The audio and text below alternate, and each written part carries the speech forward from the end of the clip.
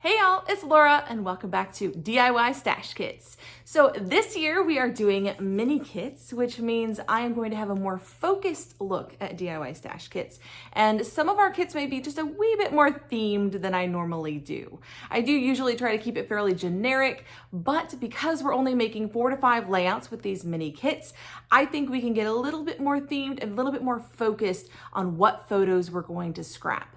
So I'm planning on using 2 collections for each mini kit and combining the 2 of them. So 2 coordinating collections from 2 different manufacturers and then adding a few little bits and pieces in addition. Now I'm trying not to go overboard with these kits, but y'all know I love my options. And so we'll have quite a few embellishment options added in, but trying not to go overboard. I don't want to overwhelm myself. I just want to have enough options that I can create 4 to 5 different layouts so that the layouts don't all look the same. So let's head over to the desk and see what we're doing for this month. Alrighty, so for May's kit, again, here is our kit recipe. If you'd like to screenshot that and give it a go, making your own mini kits. I do recommend starting with 2 main collections and then you can branch out from there. This kit ended up branching out even more than I expected. It definitely ended up being more of a just combination kit of several things, but it did start with 2 collections. So the first collection is Take Me Away from Pink Paisley. Now I don't have much of this collection, and that was part of why I picked it, is I wanted to get it finished off. So this is the first one. It is number 3, and the back side is this really pretty green. So that is where I started. I said, take me away. Let's see what we've got. Let's try to use it up. See if I can. But then I got to this paper and I was confused because this is also Take Me Away. It's number 6 and it has a very different vibe. I don't know what was going on with this collection, but it has a very eclectic look to it. The eclectic color schemes, eclectic vibes. I don't know, but I really wanted to use this collection up. I was just determined I was going to use this collection up. And so I had one more paper and I stepped back and I said, wow, that's going to be a challenge, but we're up for it. We're up for the challenge. So for this collection, this is our multicolor paper. This is going to be our background paper.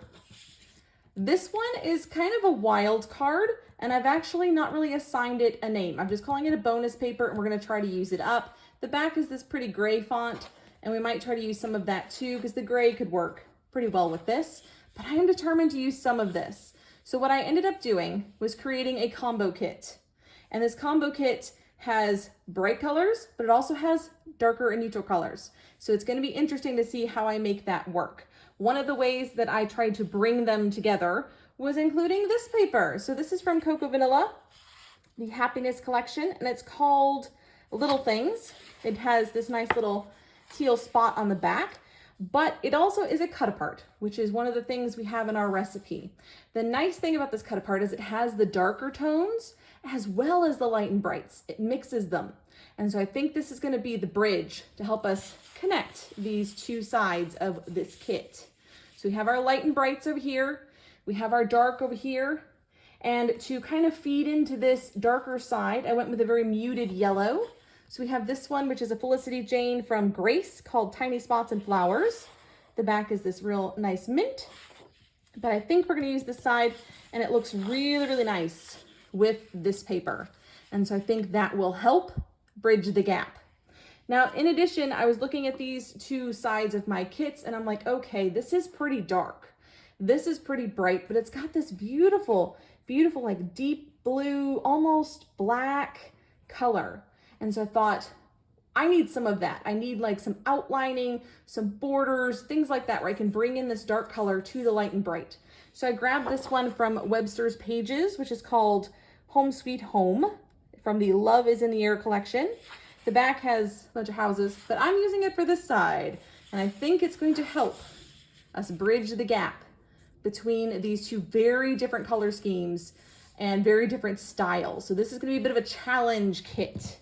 Now, because I apparently really like a challenge, I ended up bringing in some other things. So here's Felicity Jane. This is a paper pad, but what I like about this paper pad is it has some of the light and bright, but if you look here, there's also some papers that have that more muted tone, which Felicity Jane is pretty much famous for. She's got both. So back, we've got a lot of neutrals as well. I think this one's going to be really helpful in bridging the gap. Next up, we have the Pink Fresh Studio Happy Hearts flat stickers.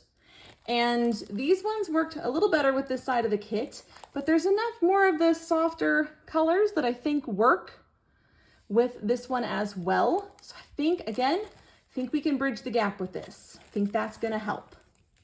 In addition, we have the Fancy Free Puffy stickers, which again, these are more of the hot, bright, good colors over here, gorgeous colors over here that just I lean toward heavily.